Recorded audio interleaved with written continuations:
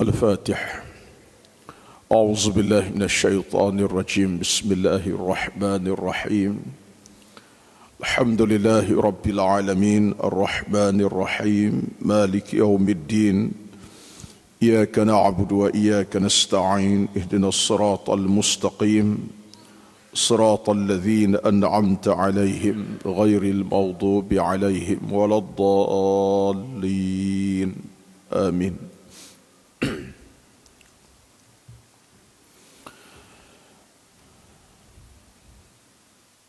السلام عليكم ورحمة الله وبركاته.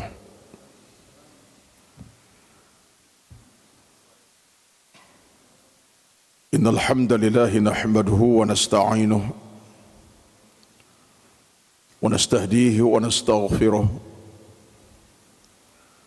ونعوذ بالله من شرور أنفسنا ومن سيئات أعمالنا. من يهده الله فلا مضل له ومن يضلل فلا هادي له. أشهد أن لا إله إلا الله وحده لا شريك له وأشهد أن محمدا عبده ورسوله. ربنا لك الحمد كما ينبغي لجلال وجهك وعظيم سلطانك. اللهم ربنا افتح بيننا وبين قومنا بالحق وأنت خير الفاتحين. اللهم أرنا الحق حقا وارزقنا اتباعه وأرنا الباطل باطلا وارزقنا اجتنابه. اللهم ألف بين قلوبنا وأصلح ذات بيننا واهدنا سبل السلام. اللهم أحينا بالإيمان وأمتنا بالإيمان إنك نعم المولى ونعم النصير. ولا حول ولا قوة إلا بالله العلي العظيم. رب اشرح لي صدري ويسر لي أمري واحلل عقدة من لساني يفقه قولي يا رب العالمين. أما بعد، أعوذ بالله من الشيطان الرجيم. بسم الله الرحمن الرحيم. وأن هذا صراطي مستقيما فاتبعوه ولا تتبعوا السبل فتفرق بكم عن سبيله ذلكم وصاكم به لعلكم تتقون. Yang bermaksud, inilah jalanku, jalan yang lurus, yang benar, maka ikutilah jalan tersebut dan jangan ikuti jalan-jalan yang lain, niscaya kamu akan binasa. Demikianlah Allah telah wasiatkan kepada kamu peringatan demi peringatan. Mudah-mudahan kau menjadi orang-orang yang bertakwa kepadanya. Sadaqallahul azim. Yang dikasihi, yang dihormati Al-Fadhil tuan-tuan imam, yang dikasihi, yang dihormati tuan-tuan Bilal, yang dikasihi, yang diraikan ashabul fadilah, para ustaz dan tuan-tuan guru, seterusnya yang dihormati, yang dikasihi seluruh kehadiran pada malam ini, para jamaah, tetamu-tetamu maghrib, isya, tetamu-tetamu Allah Subhanahu wa taala sekalian. Alhamdulillah, pertama-tama marilah sama-sama kita memulakan pengajian kita pada malam ini dengan kita meletakkan satu aras tanda kesyukuran kita kepada Allah Subhanahu wa taala yang selayaknya disyukuri, dipuji dan dipuja. dengan kita mengikhlaskan hati kita. Mudah-mudahan dengan keikhlasan hati masing-masing itulah Allah akan campakkan ke dalam hati kita ilmu yang tidak akan padam cahayanya, dan Allah akan campakkan hidayah yang tidak akan terhenti perjalanannya. Dan mudah-mudahan sepanjang keberadaan kita di tempat yang berkat ini, kita berada di bawah naungan kasih sayang para malaikat yang dihantar khusus untuk meraihkan kehadiran kita sebagai tetamu-tamu rumahnya, rumah Allah Subhanahu wa taala. Dan mudah-mudahan inilah saat yang paling berkat di sepanjang kehidupan kita pada hari ini. Walaupun kita sepanjang hari Jumaat pada hari ini kita telah menempuh saat dan jam yang penuh keberkatan, daripada seawal semalam hinggalah ke subuhnya tengah hari tadi, hinggalah ke asarnya dan sebelum maghrib tadi, yang merupakan jam-jam yang penuh dengan barakah, Jumaat yang penuh dengan keberkatan dan kemuliaan. Namun begitu, mudah-mudahan sesaat ini juga merupakan saat yang diberkati oleh Allah Subhanahu wa taala. Karena Al-Imam As-Samarqandi dalam kitabnya Tanbihul Ghafilin, yang bermaksud peringatan buat orang-orang yang lalai, Al-Imam As-Samarqandi menyatakan bahawa tidak ada satu saat yang paling indah dalam hidup ini melainkan saat itu dihiasi dengan kebaikan dan kemuliaan berasaskan keimanan dan keilmuan. Artinya, persoalan kita bukan Jumaat ataupun Sabtu. Kita bukan memikirkan tentang Jumaat ataupun Sabtu ataupun Khamis.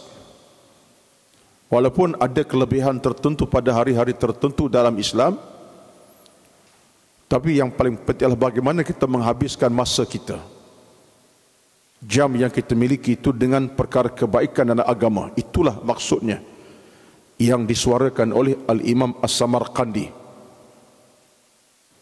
Karena tuan-tuan, kita ingat dan kita faham perjalanan hidup kita ini, kita tak tahu bilakah masa dan waktu kita akan menemui Allah Subhanahu wa taala.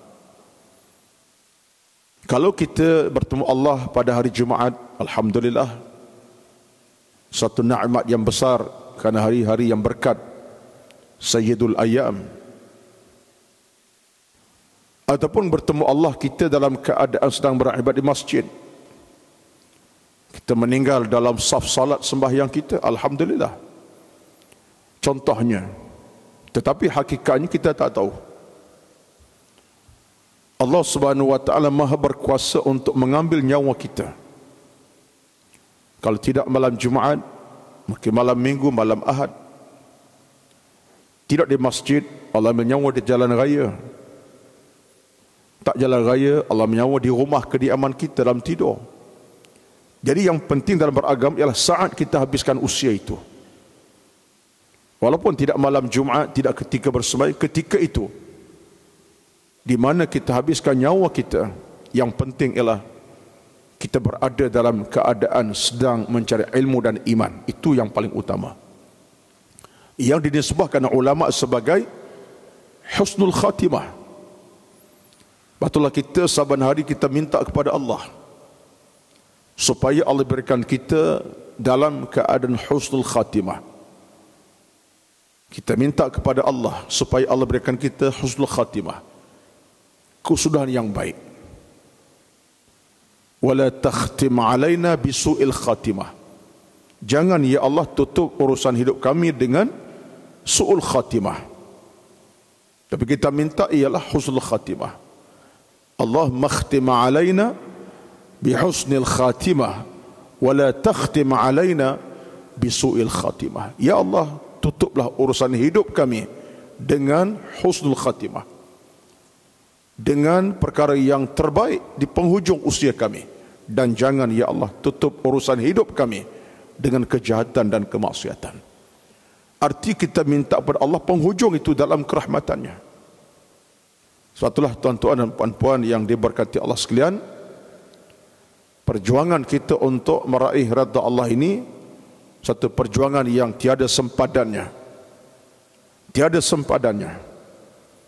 Tetapi dia merupakan perjuangan yang akan terus hidup dan berterusan, tapi dengan prasyarat yang paling utama, kita melayakkan diri kita menjadi seorang mukmin, muslim, muttaqi ataupun yang bertakwa kepada Allah Subhanahu wa taala. Artinya menjalani sebuah kehidupan yang berasaskan agama iman itu kewajiban yang paling asas. Sementelahan pula kita bersolat dalam doa iftitah yang kita baca itu, kita sebut secara terang dan nyata dengan penuh keinsafan, dengan kita nyatakan kepada Allah Rabbul Jalil, Allahu Azza wa Jalla, dengan satu pengakuan yang mutlak, satu pengakuan yang jelas terang benderang, dengan kita sebut kepada Allah Subhanahu wa taala, inna salati wa nusuki wa mahyaya wa mamati lillahi rabbil alamin. Kita mengaku, kita minta, kita rintih, kita munajat, kita mohon. Inna salati, sesungguhnya sembahyangku, wa nusuki, dan seluruh amal ibadat aku di luar salat, di pejabat, di rumah, di kediaman, ketika sedang bekerja, di mana aku berada seluruh hidup ini, wa mahyaya, dan seluruh nyawa aku nikmati sampai malam ini, wa mamati, bahkan saat aku mati sekalipun ya Allah, lillahi rabbil alamin. Penghujung kalimahnya untuk siapa semua itu? Lillahi rabbil alamin, untuk Allah Subhanahu wa taala. Ini merupakan satu pengakuan tuan-tuan yang bukan kecil maknanya, tapi pengakuan yang bersifat mutlak. Kerana kita tahu di penghujung hidup ini, yang kita mahu ialah redha Allah dan rahmatnya. Maka kita gambarkan sembahyangku, seluruh hidupku, ibadatku, matiku, lillahi rabbil alamin, bagi Allah Tuhan semesta alam. Itulah warna yang kita cari sebenarnya. Itulah warna yang akan kita warnakan dalam kehidupan beragama kita. Maka tajuk pada malam ini yang saya cuba nak lontarkan, bukan mengajar tuan-tuan, tidak, bukan mengajar, tetapi lebih bersifat untuk mengingati sama kita, untuk ingatkan diri saya dan tuan-tuan di atas sifat wa dzakir fa inna dzikra tanfa'ul mu'minin. Berilah peringatan. Mudah-mudahan peringatan itu memberi guna dan manfaat kepada orang-orang beriman. Semangat itulah yang mendewasakan hati perasaan saya untuk bercakap tentang tajuk membina kehidupan sebagai seorang muslim dan seorang mukmin, hidup secara Islam. Tuan-tuan dan puan-puan, saya nak mulakan dengan satu perkataan yang simple, yang mudah. Kerana itulah asas kita nak bangunkan sebuah kehidupan muslim dan mukmin yang berjiwa agama. Itu prasyarat yang paling besar. Tanpa prasyarat itu, kita tak akan terbangun sebuah kehidupan beragama sebenarnya. Lepas tu kita kena balik kepada satu kalimah yang suci, yang murni, iaitu kalimah syahadah. Asyhadu an la ilaha illallah wa asyhadu anna Muhammadan Rasulullah. Kalimah ini tuan-tuan, kalimah yang suci. Hati yang kotor, penuh dengan kejahatan, keburukan, bila ucap kalimah ini, dia berada di lorong hidup yang betul. Seorang insan dulu beragama bukan Islam, non-Muslim, tak ada akidah Islam dalam hidupnya, tanpa kita sebut apa-apa agama, tanpa sebut apa agama, tapi dia bukan Islam, non-Muslim. penuh dengan jahiliah dan kejahatan, menyembah Tuhan daripada lain pada Allah. Bila disebut kalimah asyhadu an la ilaha illallah wa asyhadu anna Muhammadan Rasulullah, automatically segala kejahatan, segala keburukan, segala dosa dia buat, Allah akan ampun, Allah akan bersihkannya. Dia menjadi watak seorang mukmin, hatinya kembali putih dan bersih. Itu di antara prasyarat yang akan menjana sebuah kehidupan yang baru berasas berkalimah la ilaha illallah. Itu bagi yang bukan Islam asalnya, yang hidupnya selama ini bergeloman dengan agama yang dianuti, masuk Islam, revert pada Islam, bukan convert sekata revert pada Islam.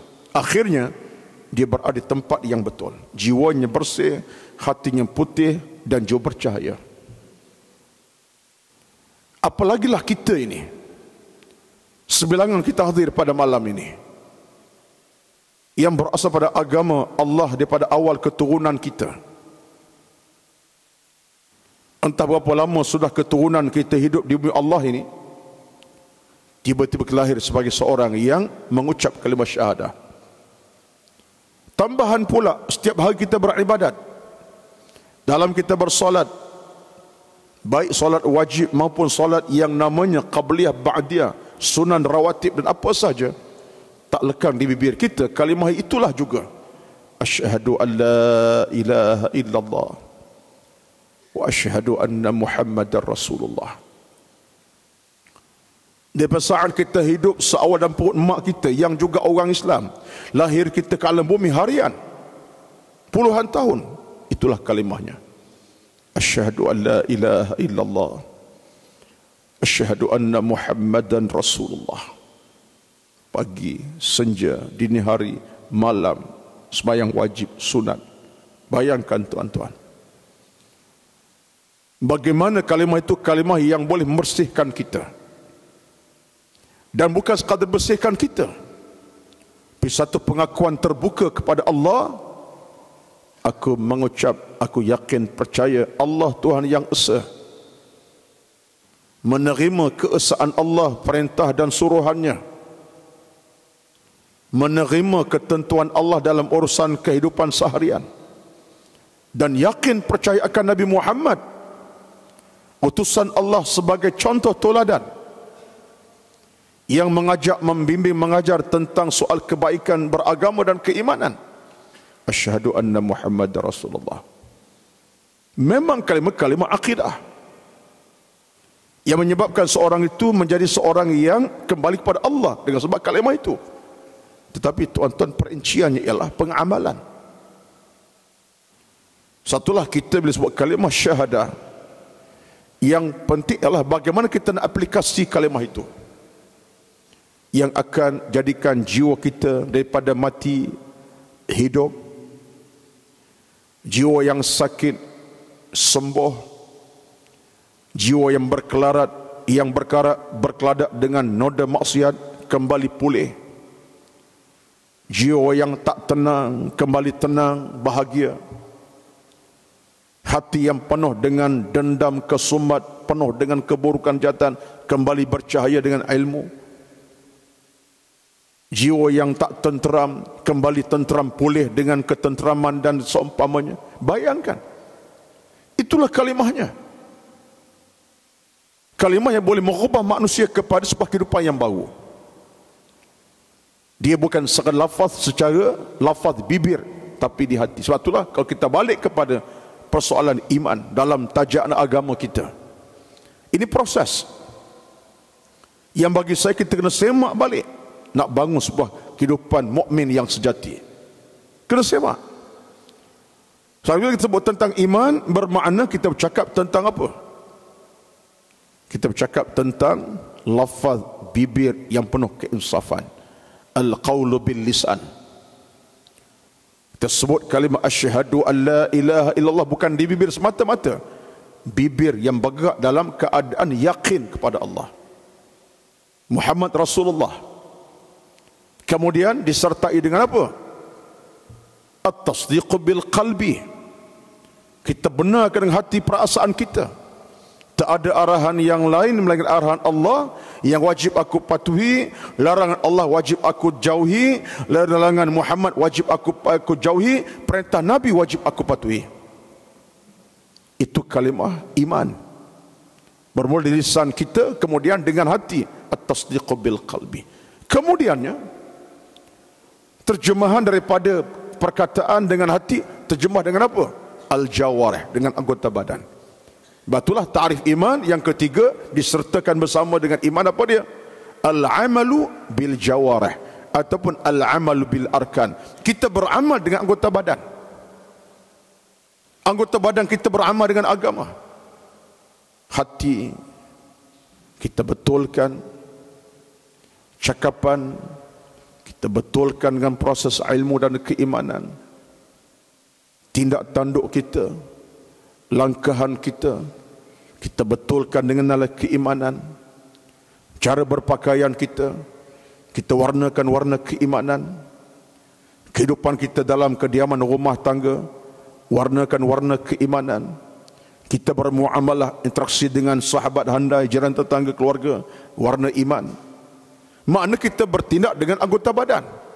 Langkah kita, cakapan kita, perbuatan kita, senyuman kita, apa yang kita buat dalam hidup mesti berarah kepada keimanan. Itulah sebabnya iman itu terjemahan.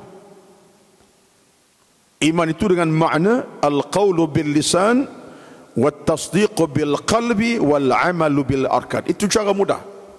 Ta'rifan yang ditunjuk oleh para ulama salafun as-salih dalam perbincangan tentang apa itu iman. 3 serangkai serentak ucapan bibir disebut kepada Allah, hati penuh keyakinan menerima ketentuan Allah dan Nabi, dan yang ketiga amal dengan tindak tanduk seharian kita, al-amal bil arkan. Bila ada kekuatan itulah tuan-tuan, maknanya proses kita beralur yang betul, yang menjadikan kita dalam keadaan hidup dengan beragama. Ketika itulah kita tidak akan menyeleweng daripada batas-batas agama, baik dalam soal akidahnya, akhlaknya, dan syariat hukum hakamnya. Batasnya batas iman dan agama. Dalam isu akidah, soal ketuhanan, soal keimanan, soal keyakinan, kemantapan rohani dan jiwa tentang hari pembalasan, hari akhirat, adanya alam barzakh, neraka dan syurga, adanya hari bertemu Allah, titian akhirat, macam-macam, menebal. Kerana akidah mantap. Dia tengok dalam kacamata ada hari pembalasan. Bila ada pembalasan, takut. Nak buat kejahatan, fikir bukan sekali, 16 kali. Nak buat benda maksiat bukan 2 kali fikir, 10 kali fikir. Bolehkah tak boleh? Kalau buat juga binasa, neraka menanti. Cara berfikir tadi menandakan dia ada kekuatan yang sifatnya keimanan tadilah. Itu bab akidah, ringkas. Termasuk bab akhlak. Muamalah dia dengan dirinya, muamalah dia dengan keluarganya, muamalah dia rakan taulannya, dia dengan rasulnya, dia dengan masyarakat, dia dengan ibadat, akhlaknya terjaga, terpelihara. Dia berada lorong hidup yang betul. Daripada soal dia dengan dia dengan orang lain, dia dengan Allah, terbina akhlak yang baik. Dia tak menipu, tak berbohong, tak berdusta, tak cakap kotor, tak mengeji, tak dendam, tak dengki, tak berbalah. Kehidupannya berakhlak mulia. Dengan Allah lebih lagi. Dengan orang ramai pun sama. Dengan orang ramai pun sama. Keluarga pun sama. Akhlaknya terbangun. Dan terjemahan ketiga melalui syariat hukum hakam. Dia pegang syariat, dia pegang hukum dengan penuh keinsafan. Dia mengamali. Apa dikatakan larangan, dia tinggalkan. Dikatakan suruhan, dia amalkan. Jadi makna tuan-tuan, ini sebagai cara umum untuk kita fahami. So, proses ini, proses agama. Sebab akhirnya apa yang kita capai ialah, yang kita nak capai adalah redha Allah Subhanahu wa ta'ala. Sebab Allah sebut dalam satu ayat suci Al-Quranul Karim. dalam surah yang kita boleh baca tuan-tuan ayatnya, Al-Hasyr ayat 18. Apa kata Allah Subhanahu wa taala? Ini satu proses untuk menjana sebuah kehidupan beragama pribadi muslim yang sejati. Allah kata apa? Satu contoh ayat yang mudah kita ambil, Al-Hasyr. Ya ayyuhalladzina amanu taqullaha wal tanzur nafsum ma qaddamat lighadin wattaqullaha innallaha khabirum bima ta'malun. Shadaqallahul azim. Wahai orang-orang beriman, bertakwalah kamu kepada Allah. Wal tanzur nafsum ma qaddamat lighadin wattaqullah. Allah guna bahasa yang cukup standar, peringatan yang berpanjangan sampai kiamat. Hei manusia, beriman, bertakwalah dan tolong tengok diri masing-masing. Itu terjemahan yang mudahnya. Wal tanzur nafsum ma qaddamat lighadin. Tolong perhati akan diri masing-masing. Allah tuju khusus pada diri kita masing-masing. Saya sebagai individu bernama Ruslan, Al-Fadil Ustaz Omar sebagai individu nama Omar, tuan-tuan atas nama individu masing-masing. Allah minta apa? Wal tanzur nafsun, setiap orang tolong tengok, tolong semak. Semak apa? Bukan setakat warga negara apa. Semaknya adalah soal-soal keimanan pribadi. Bila Allah sebut apa? Wal tanzur nafsum ma qaddamat lighadin. Semaklah diri kamu di atas amal kamu yang akan kamu sembahkan kepada Allah Subhanahu wa taala. Bila? Besok. Besok dalam maksud ayat itu ialah saat kematian. Tuan-tuan, ayat itu ada surah Al-Hasyr. Tak silap ingatan saya ayat ke-18. Kalau salah ayat pun surah Al-Hasyr jumpa ayat itu. Cantik peringatan Allah. Allah tuju setiap individu, tak kira siapa anda, Tok Imam, Tok Bilal, Tok Siak, Tok Guru, Tok Alim, Menteri, usahawan tani, peniaga, pekebun, siapa saja, laki perempuan, atas sifat kata Allah, wal tanzur nafsun, setiap kamu perhati diri kamu masing-masing. Maknanya semak dalam maksud bangunkan, bina sebuah kehidupan yang terbaik berasas kepada apa? Amal, iman, taqwa, kebenaran dan kebaikan. Untuk apa? Untuk jadi kamu hidup dalam keadaan yang beroleh kejayaan. Kerana akhirnya penyalahan Allah kepada kita kerana apa? Individu muslim yang kita bawa. Bukan atas bangsa keturunan, Melayu ataupun Jawa, Arab ataupun tidak Arab. Setiap orang berasas kepada iman yang berada dalam negerinya. Suatu dalam ayat yang lain, Az-Zumar, contohnya kita dapati Allah sebut tentang hakikat yang sama. Di padang mahsyar nanti bila Allah ambil perkiraan kepada kita, diambil atas sebab amal kita, pribadi kita yang kita bawa, bukan yang lain. Allah berfirman dalam surah Az-Zumar tentang hari pertemuan dengan dia di padang mahsyar. Apa kata Allah Subhanahu wa taala? Yauma la yanfa'u ma'lun wala banun illa man atallaha biqalbin salim. Yauma la yanfa'u ma'lun wala banun illa man atallaha biqalbin salim. Pada hari di mana bertemunya manusia Allah, pada hari itu tidak ada guna lagi harta benda dan anak pinak, pangkat dan kekayaan, tak ada guna lagi dah. Melainkan apa? Illa man atallaha biqalbin salim, melainkan yang beruntung, yang berjaya, yang akan diberikan kejayaan, beruntung di hari itu, kata Allah, siapa? Kecuali orang yang datang dengan hati yang penuh keimanan. Artinya datang dengan iman dalam sebuah kehidupan yang dia lalui. Akhlaknya betul, perangainya benar, akidahnya benar, hukum hakam dia tunaikan, perintah Allah dia amalkan, apa larang dia tinggalkan. Man atallaha biqalbin salim. Ya tuan-tuan, itu di antara proses yang bagi saya merupakan senjata ampuh kepada kita lah. Jadi secara mudahnya dapat kita simpulkan dalam muqaddimah ini muqaddimah baru ni, dah setengah jam dah.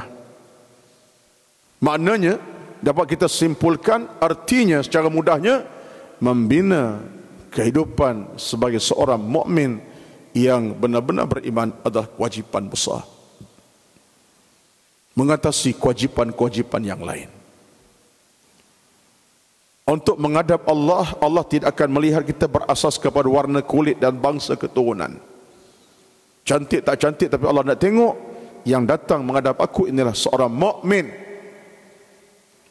seorang yang berakhlak mulia, beramal dengan amal yang saleh, berwatak dengan watak yang sebenar-benarnya, hadir bertemu aku, kata Allah, dengan maksud, dengan penuh keredaan Allah Subhanahu wa taala. Saya ingat satu hadis Nabi dalam satu kata-kata, hadis kursi pun samalah ceritanya lebih kurang. Dapat kita ambil di situ sebagai peringatan. Di padang mahsyar nanti bila kita semua berkumpul depan Allah belaka untuk perhitungan akhir, mahkamah Allah akan bersidang. Riwayat daripada hadis kursi menceritakan bahawa Allah akan sebut satu perkataan kepada kita. Lantang Allah sebut, dia dengar, semua orang berhimpun. Tak ada seorang pun akan tuli pada hari itu, semua dengar belaka. Baik yang kafir, yang tak beriman, yang beriman, yang elok, yang buruk. Apa kata Allah? I'tuni bi'a'malikum wala ta'tuni bi'ansabikum. I'tuni bi'a'malikum dengan makna, hei manusia, datanglah kamu menghadap aku hari ini. Datang hadap aku hari ini, menghadap jumpa aku hari ini dengan apa? Bi'a'malikum. Datanglah kamu menghadap aku dengan amal ibadat kamu, dengan iman kamu, dengan akhlak, dengan agama kamu, dengan kemuliaan kamu sebagai manusia yang beriman. Wala ta'tuni bi ansabikum, jangan datang bawa nilai keturunan dan pangkat semata-mata. Aku tak nak tengok hari ini. Wala ta'tuni bi ansabikum dengan makna jangan menghadap aku dengan keturunan, atas mata-mata keturunan, bangsa, pangkat, tidak, kata Allah. Hari ini perkiraan aku dan kamu ialah amal masing-masing, bukan pangkat dan tidak keturunan. Ini hadis kursi yang diberitakan Nabi SAW dalam senar hadis kursi yang ditasahihkan oleh Al-Imam Ibn Kathir rahimahullah. Tuan-tuan, jadi perkara ini, tuan-tuan, perkara yang serius dalam hidup kita, terutama dalam suasana kita pada hari ini yang kadang-kadang berlaku pencemaran secara tidak langsung dalam kehidupan kita. Minta maaf saya kata macam tu, kerana saya merasakan itulah di antara titik-titik kesilapan dalam hidup kita. Watak kita dalam hidup ini kadang-kadang, minta maaf saya kata untuk diri saya, tak menampakkan watak seorang Muslim yang sebenarnya, kerana kita masih bergelumang dengan benda-benda sekitar kita yang merosakkan peradaban hati dan budi kita, yang merosakkan kehidupan agama kita. Nak tengok peribadi Muslim sebenarnya, nak kata susah tidaklah, tetapi berlaku kepincangan sikit sebanyak. Saya kata macam bukan untuk menindak,kan apa yang kita dah buat, tapi untuk meyakinkan kita sampai masa kita kena buat satu titik perubahan. Kita nak langsungkan sebuah kehidupan yang beridentikan mukmin. Jinsiyatul Muslim aqidatuh. Macam kata Syed Qutb dalam bukunya Ma'alim fi Tariq. Dia kata apa? Kewarganegaraan seorang Muslim aqidahnya. Jinsiyatul Muslimi aqidatuh. Kewarganegaraan seorang Muslim, akidah yang dibawa, iman yang dibawa, itulah warga negara kita sebenarnya. Bukan Malaysia, bukan Jepun, bukan India, bukan Bangladesh, bukan Pakistan, bukan Indonesia, bukan Singaporean. Ini untuk urusan dunia. Tapi akhirat bagi Allah, warga negara Muslim, akidahnya, keimanannya, pribadi yang dibawa tadi, pribadi Muslim, walaupun dia India, walaupun dia Cina, dia Melayu, dia Kadazan, Dayak, Iban sekalipun, datang dengan akidah yang dianuti, iman dianuti. Itu kita punya penghujungnya. Dan saya cuba, bukanlah tujuan untuk menidakkan apa yang kita fahami, tidak, tapi saya nak sebut Usaha ke arah tu tuan-tuan, usaha yang memang kita nak lakukan. Baik, ringkasnya dah masuk peringkat segmen kedua lah. Kalau ibarat TV ni blok kedua, blok pertama dah selesai. Tuan-tuan, bagi untuk bina sebuah kehidupan yang berwatakkan watak Islam, saya nak sebut tuan-tuan pada malam ini, apakah di antara cara-cara kita untuk membina sebuah kehidupan beragama? Membina sebuah kehidupan beragama dengan watak Islam dalam kehidupan kita. Ada 4-5 perkara kita kena ambil cakna. Pertama sekali, ini sebagai satu peringatan. Saya ulang balik, bukan mengajar, tidak. Yang mengajar bukan saya. Saya perlu diajar, diberitahu, diperingatkan. Tidak orang lain tuan-tuan pun berhak untuk ajar saya. Bukan bermaksud bercakap ini orang terbaik, tidak sama sekali. Tapi semangat kita ialah ingat mengingati sama kita. Mudah-mudahan sepatah dua bicara, peringatan agama ini akan berbekas di hati. Saya bercakap berbekas di hati, yang dengar pun tuan-tuan berbekas di hati. Boleh bawa balik untuk renung, kembali, semak, tengok balik, cek balik. Mudah-mudahan ada kebaikan akan kita buat bersama. Yang pertama sekali, bagaimana kita nak hidup dalam keadaan bersama dengan Islam. Di atas topik kita membina hidup beragama ni, caranya apa dia tuan-tuan? Yang pertama sekali ialah, kalau ikut kepada catatan seorang ulama besar, Allah yarhamuhu, Dr. Fatahiyyakan, dalam kitabnya Madza Ya'ni Intima'i lil Islam. Catatan beliau saya ambil pada malam ini dalam kitabnya Madza Ya'ni Intima'i lil Islam. Apa artinya saya menganut Islam? Kata je pertama sekali ialah al-iltizamul amali bil Islam. Prasyarat yang pertama tuan-tuan ialah al-iltizamul amali bil Islam. Kita beriltizam praktikal dengan Islam ini. Itu syarat pertama kita nak menjana sebuah kehidupan beragama. Praktikal kita kena buat dalam konteks beragama. Tuan-tuan, contohnya simple saya nak bawa. Saya tak nak bawa contoh berat-berat pada tuan-tuan. Kita cuba nak lihat contoh yang simple yang boleh kita buat, segera kita tunaikan, kita lakukan. Mudah-mudahan dia akan jadi satu nadi jantung dalam kehidupan beragama kita untuk masa akan datang. Masa lusa, besok dan tulan. Masa akan datanglah. Simple. Kita mengamalkan praktikal Islam dalam kehidupan kita. Mungkin satu benda yang simple yang boleh saya bawa di sini, sebagaimana disenaraikan oleh para ulama kita dalam konteks ini. Pertama, mungkin di antara benda yang simple tuan-tuan, kita beramal secara praktikal dengan Islam. Contohnya dalam bab benda-benda yang sunat, benda-benda yang dikira sunat dalam beragama, kita konsisten. Kita konsisten dan cuba hidupkan nyawa ibadat yang sunat dalam keadaan kita beragama tadi secara konsisten. Saya ambil contoh yang simple, tak payah bagi jauh. Yang jauh itu banyak lagi ceritanya. Tapi yang ini konsisten secara beragama, yang sunat ini kita cuba buat. Contohnya apa dia?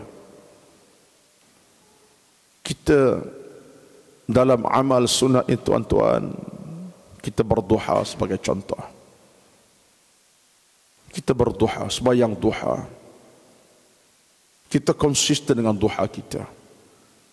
Seharian kita berada dalam keadaan ada ruang masa terbuka, ambil wuduk, hampas sajadah, tunaikan duha 2 rakaat. Boleh buat lebih 4, 6, alhamdulillah. Maksimum 8, lebih lagi silakan. Konsisten. Dengan harapan kita konsisten amal yang berkat tadi, memberkati perjalanan keimanan kita. Dan saya ingat kata-kata Al-Imam Al-Ghazali yang kata apa?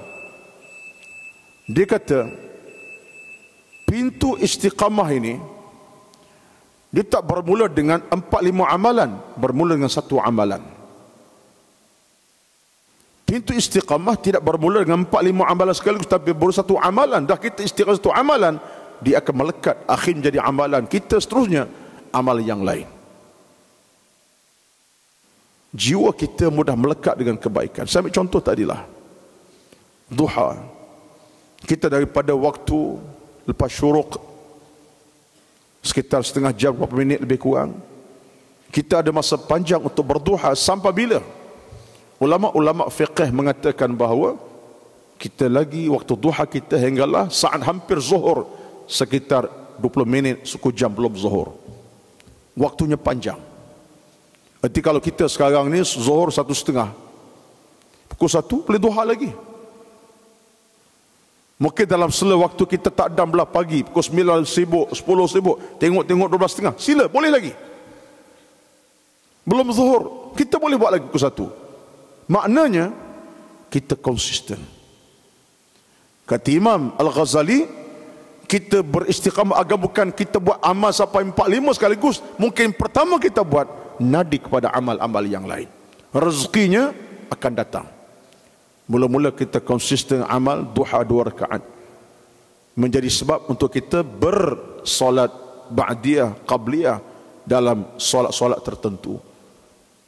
Dah kita biasa dengan duha, menyebabkan bila zuhur masuk kita buat qabliyah, ba'diyahnya.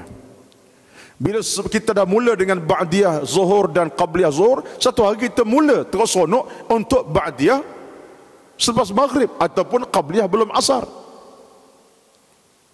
Dah bila konsisten dengan ini, kita bertambah lagi. Bukan setakat tu, kita jadi orang yang mudah untuk bangun jam awal pagi 1/3 malam.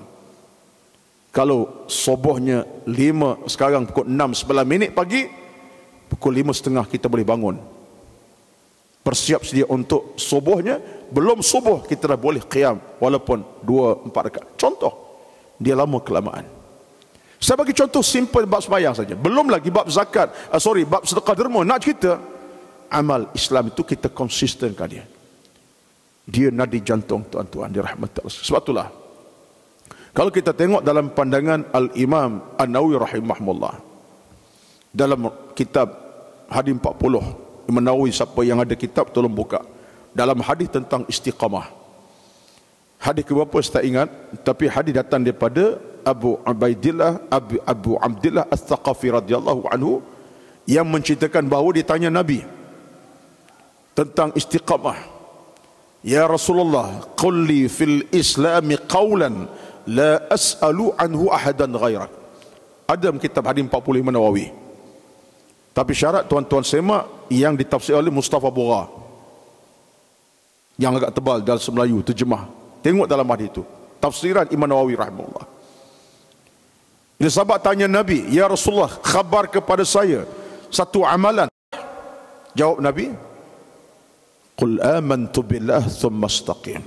Katakan, aku beriman kepada Allah, kemudian beristiqamah.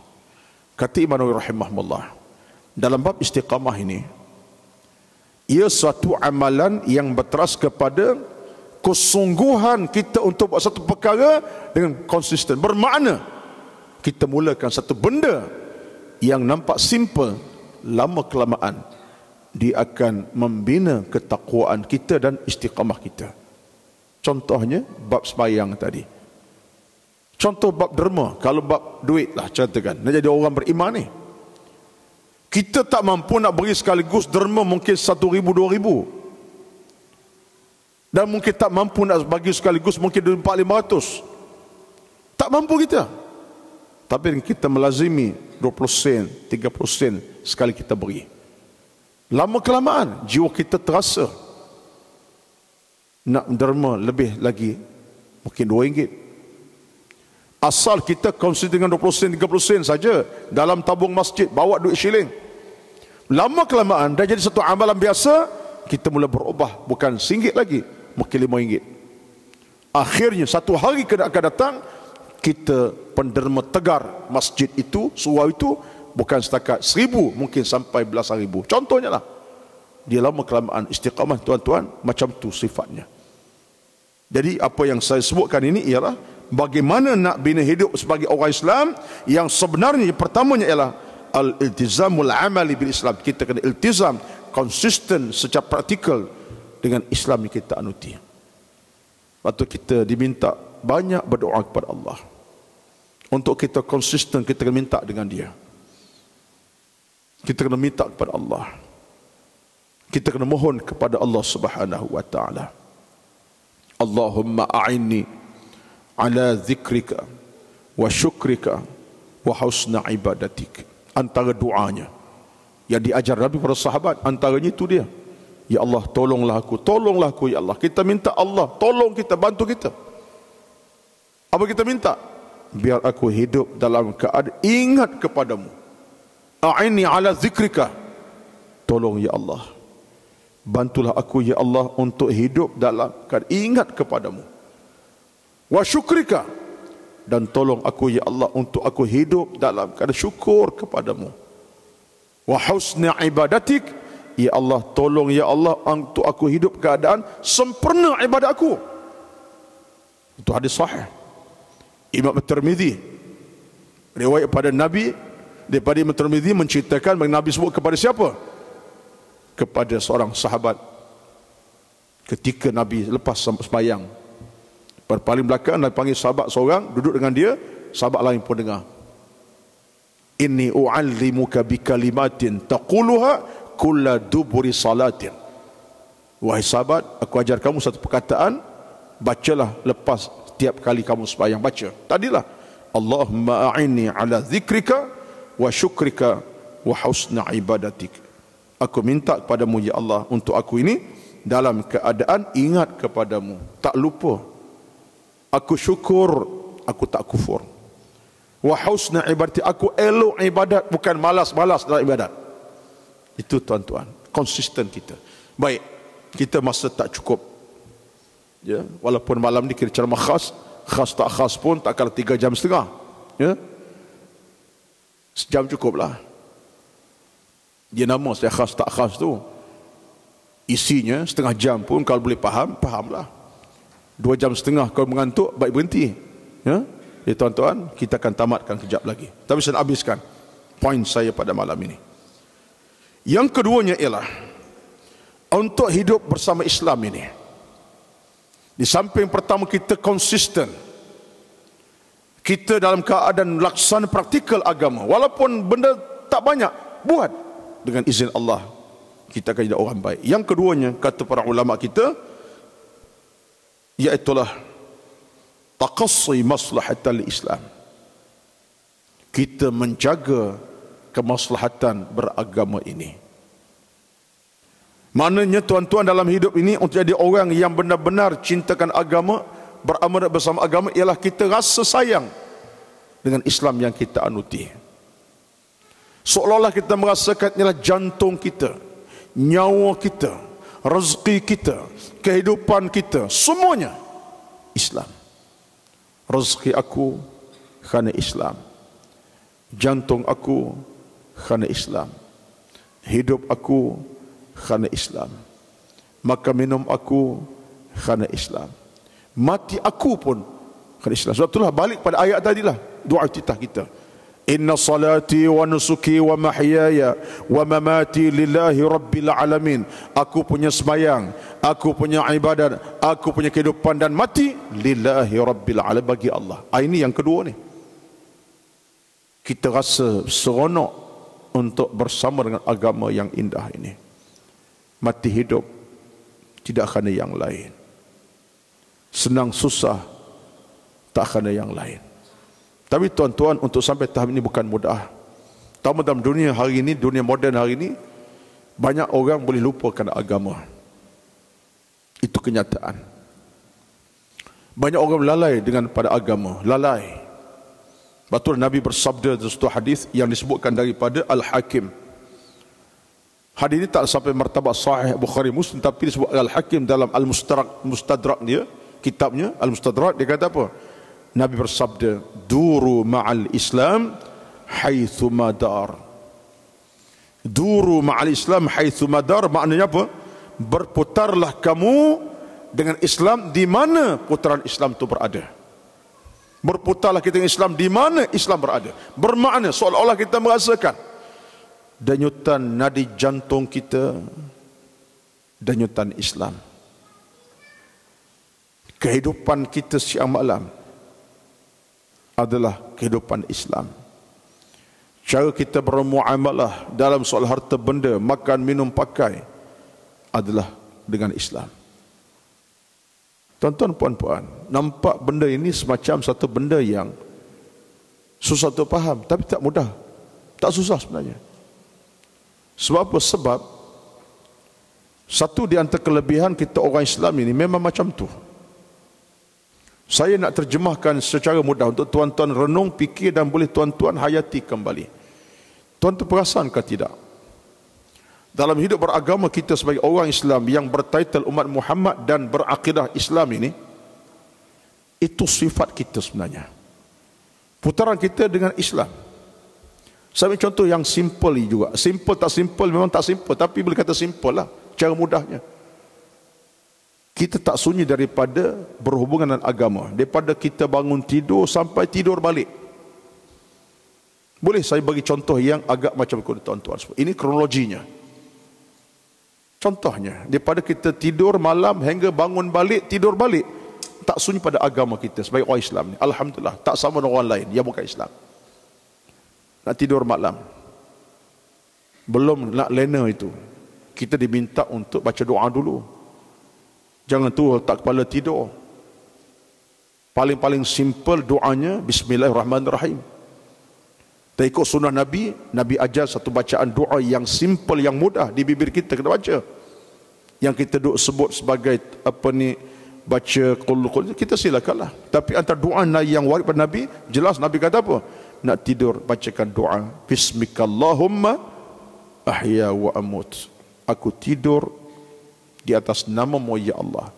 Aku hidup mati di atas namamu. Cantik. Cara kita bermuamalah dengan agama ni, nak tidur tu biasa. Bangun tidur jam 4 pagi, 5 pagi. Jangan 7.30 pagi. Itu dah lepas subuh. Bangun tidur jam 5.30 pagi, 4.30 pagi contohnya. Bangun tidur saja. Belum fikir nak makan nasi lemak kat mana pagi ni. Belum fikir jam di jalan raya kejap lagi. Bangun saja daripada katil tidur kita tadi. Alhamdulillahillazi ahyana ba'dama amatana wa ilahin nusyur. Diajar oleh Nabi baca doa. Segala puji bagi Allah, aku sebelum mati ni boleh hidup balik. Allah besarnya nikmatmu kepadaku ya Allah, dan aku akan balik padamu pada bila-bila masa. Doa Nabi itu. Daripada bangun tidur, daripada tidur tadi baca doa, bangun balik, doa lagi. Perjalanan kita macam tu tuan-tuan. Bangun pada kita tidur, nak ke mana? Toilet lah. Tabiat macam tu lah, cari toilet dulu. Nak bersihkan diri, nak berwuduk, nak sembahyang ni. Nak masuk toilet itu, bukan terus masuk. Bukan terus terjah ya. Diajar dalam agama berdoa. Allahumma a'inni, Allahumma a'udzubika minal khubthi wal khaba'ith minasyaitonir rajim. Langkah ke kiri, keluar tandas ke kanan. Cantik ajaran Islam kepada kita. Daripada bangun tidur nak toilet, baca doa dulu, minta Allah jauh gangguan syaitan. Selesai urusan toilet, dah bersih diri, wudu, ambil, keluar daripada tandas, doa lagi, ghufranak, ya Allah ampunkan aku. Perjalanan yang cukup tersusun. Sebab itu saya katakan tadi, Islam ni agama yang melekat di jantung hati kita sampai kiamat. Selesai soal, sampai contoh mudah lah. Selesai dah mandi-mandi semua, nak turun ke mana? Ke masjid dah. Dah subuh pukul 5, pukul 6 subuh kejap lagi, mula turun ke masjid. Pada rumah turun, doa lagi. Bukan turun-turun. Paling tidak, Bismillahi tawakkaltu ala Allah. Nak panjang lagi, Subhanalladzi sakhkhara hadza wa ma kunna lahu muqrinin. Minta selamat perjalanan. Masuk ke masjid, ada bacaan doa dia, keluar. Sampai ke mana? Berhenti selepas masjid. Besok hari Sabtu, lepas keluar masjid, berhentilah kat mana? Kedai makan. Order apa? Teh tarik, roti tampal. Nak makan tu, doa lagi. Allahumma barik lana fi ma razaqtana wa qina azabannar. Selesai makan, kenyang dah. Roti tampal tak banyak, 3 keping. Saya penyakit lah tu. Selesai makan, Alhamdulillahillazi at'amana wa saqana wa ja'alana minal muslimin. Ya Allah, syukur kepadamu ya Allah. Engkau berikan aku makan rezeki, kenyang aku hari ini ya Allah. Jadikan aku orang Islam yang bertakwa. Tuan-tuan, daripada urusan tu nampak tak, setiap saat kita berada dunia ini yang kita kait dengan hidup Islam. Doa tak putus-putus. Kita keluar bekerja, kita buat apa sekalipun, pakai pakaian, nak ke pejabat, tidur malam balik, putarannya duru ma'al Islam haitsu madar, berputarlah kaum Islam di mana kau berada. Betul kata Nabi. Itulah sifat orang mukmin. Warna dia warna Islam. Dia usahawan ke, dia pegawai eksekutif ke, dia petani pekebun ke, dia menteri wakil rakyat ke, warna tu warna dia. Tuan-tuan, ini satu pelambangan yang besar, tuan-tuan. Tapi bila kita tidak budayakan itulah sebagai budaya beragama kita, itulah kita hilang fokus. Kita makan ya, nampak sedap sungguh, tibai, kenyanglah, tetapi kekenyangan kita tidaklah rahmat Allah Subhanahu wa taala. Kita nak lena terus, tak berikat dengan Allah. Lena sungguh, batu bangun pukul 8 pagi. Contoh. Jadi apa yang saya gambarkan tadi ialah begitulah warna Islam yang berada bersama kita. Itu ciri yang memudahkan kita nak jadi orang yang ada agak pegang betul-betul. Yang ketiganya ialah kita dalam hidup beragama ni, tuan-tuan sekalian, untuk jadi orang yang betul-betul hidup dalam keadaan kita ada nilai agama tadi. Yang ketiganya ialah kita idrak hatmatil maut wal i'ti'adhi bihi. Kita nak kena sentiasa ingatkan akan kematian dan ambil ingatan tentang kematian. Kita ingat tentang kematian. Penutup aku dalam hidup, kematian. Penutup aku dengan urusan makan minum, kematian. Penutup urusan aku dengan anak isteri keluarga, kematian. Penutup urusan hidup aku dengan pekerjaan harta benda, kematian. Penutup hidup aku dengan urusan keluarga, rakan taulan, sahabat handai, jiran tangga, kematian. Penutup urusan aku dengan kebanggaan apa aku ada, kematian. Penutup urusan hidup aku dalam urusan apa aku ada, nikmat macam besar, kecil, kematian. Ini warna bagi orang Islam. Dan ianya merupakan perkara yang diajar agama. Kullu nafsin dha'iqatul maut. Setiap orang akan merasa kematian. Wa innama tuwaffawna ujurakum yawmal qiyamati. Dia akan dibalasi Allah pada hari kiamat. Jadi tuan-tuan, yang ketiga ini warna bagi seorang Muslim. Tak lekang di bibir perasaan hatinya, ingatkan tentang kematian. Kerana dia merupakan fokus yang boleh membetulkan balik. Lepas tu saya ingat satu kata-kata yang dibawakan, tak silap ingatan saya lah, yang disebawakan oleh Al-Qardawi dalam satu tulisan beliau. Tak silap ingatan saya. Kata Qardawi, dia kata apa? Menarik dia kata. Dia kata ingatkan mati ni seumpama semacam kita balancing kenderaan. Kita alignment ni jajaran kan? Jajaran kereta tu alignment. Balancing timbang tayar. Tapi kalau kereta kita tu kena alignment, tak cukup kita balancing tayar. Jajaran kereta nak kena betulkan. Sebab kalaulah kita hanya sekadar balancing tayar, kita punya kenderaan kita camber bermasalah, tak berjalan betul juga, masalah besar. Tayar pun akan mungkin rosak sebelah. Tapi bila kita jajarkan kereta, balancing betul, kereta berjalan dengan baik. Besok nak balik kampung 5 jam, insya-Allah selamat sampai. Pergi balik 1 hari suntuk pun tak apa. Kata Qardawi, ingatkan mati ni seolah kita jajar kehidupan kita. Seolah-olahnya kita balancing hidup kita. Sebab ingatkan mati menyebabkan kita rasa bimbang. Kokok mati tak dan bertaubat, kokok mati tak dan beristighfar, kokok mati ketika masih buat maksiat. Bimbang ada. Kita jajarkan dengan apa? Ingatkan mati. Allah, aku ni takut ya Allah. Penutup aku dengan isteri anak-anak, mati ya. Pagi dengan anak, petang mungkin tidak ada anak lagi dah, mati. Bersama kawan taulan sekarang ni bolehlah, pagi besok seorang-seorang dalam kubur. Jadi maknanya dalam hidup ni, kata Al-Qardawi, tak silap ingatan saya, betul-betul ingatkan mati seumpama kita balancing dan alamankan kenderaan. Untuk kita kenderaan betul-betul sesuai untuk kita bawa. Macam itulah kehidupan kita. Bila orang ingatkan mati, dia tak mudah nak buat dosa. Ingatkan mati, dia insaf akan kesalahannya. Ingatkan mati, dia takut akan ancaman Allah Subhanahu wa taala. Ingatkan mati menyebabkan jiwanya melekat dengan agama siang dan malam. Ingatkan mati menyebabkan kebaikan dia akan cari walau kecil mana kebaikan. Sebab apa? Mati merupakan peringatan buat dia. Contoh.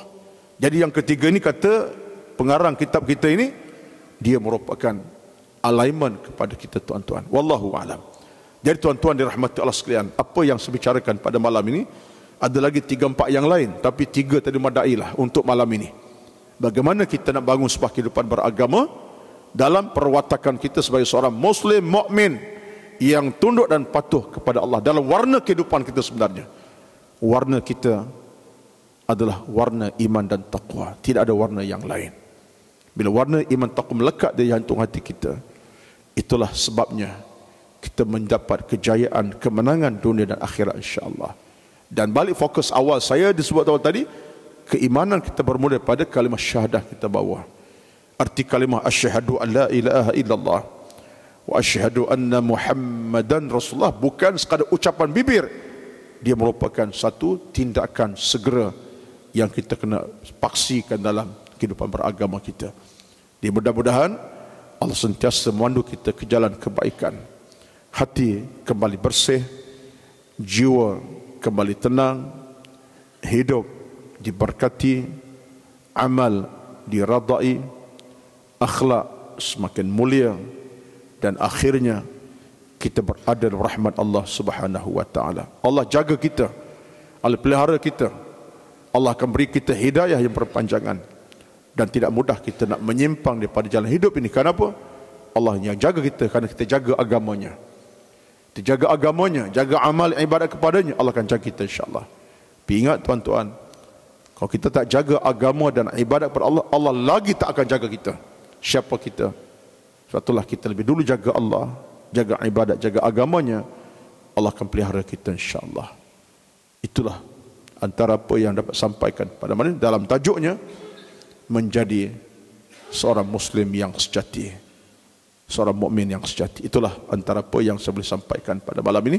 Mudah-mudahan Allah berkati kita semua dan mudah-mudahan majlis kita pada malam ini majlis Allah redai dan berbekas di hati kita semua insya-Allah. A'udzubillahi minasyaitonirrajim.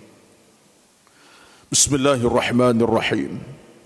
Alhamdulillahi rabbil alamin wassalatu wassalamu ala rasulil amin wa ala alihi wa sahbihi ajma'in. Allahumma lakal hamd, ya Allah, bagi engkau segala kepujian. Allahumma lakal syukru, bagi engkau segala kesyukuran. Allahumma lakal khairu, bagi engkau segala kebaikan. Allahumma jammilna bil afiyati was salamah, ya Allah, hiasilah kami keafiatan, kesehatan dan keselamatan. Allahumma jammilna bit taqwa wal istiqamah, ya Allah, hiasilah kami dengan taqwa dan al istiqamah. Allahumma ahina bil iman, ya Allah, hidupkan kami dalam keimanan. Wa amitna bil iman, dan matikan kami dalam keimanan. Allahumma ahina bil iman, hidupkan kami dalam keimanan. Wa amitna bil iman, dan matikan kami dalam keimanan. Allahumma a'azzal Islam wal muslimin, ya Allah, muliakan Islam dan umat Islam. Allahumma mansur ikhwanana al muslimin fi kulli makan, ya Allah, bantu menangkan umat Islam di mana sahaja mereka berada. Rabbana atina fid dunya hasanah, ya Allah, ya Tuhan kami, berilah kepada kami dunia yang bahagia, membahagiakan kami. Wa fil akhirati hasanah, akhirat yang bahagia, membahagiakan kami. Wa qina adzabannar, dan hindarkan kami ya Allah, jauhkan kami ya Allah dari bakaran api neraka yang bernyala-nyala. Wassallallahu alaihi Muhammad wa ala alihi wa sahbihi ajma'in. Subhana rabbika rabbil izzati amma yasifun, wa salamun alal mursalin, walhamdulillahi rabbil alamin. Taqabbalallahu minkum, taqabbal ya karim. Wassalamu alaikum warahmatullahi wabarakatuh.